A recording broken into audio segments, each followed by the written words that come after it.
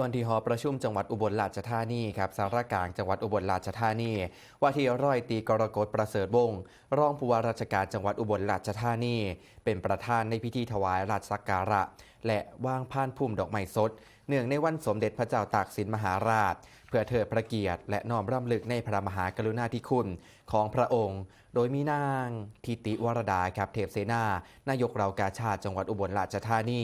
พร้อมโดยหัวหน้าส่วนราชการหน่วยงานรัฐวิสาหกิจและองค์กรปกครองส่วนท้องถิ่นเขาร่วมพิธีอย่างพร้อมเพรียง ทั้งนี้เองครับวันที่ 28 ธันวาคมของทุกปีจะเป็นวันค่ายวันปราบดาพิเศษของสมเด็จพระเจ้าตากสินมหาราชพระมหากษัตริย์แห่งกรุงธนบุรีผู้ทรงกรอบกู้เอกราชให้ชาติไทยพระองค์มีพระนามเดิมว่าสินพระราชสมภพเมื่อวันที่ 17 เมษายน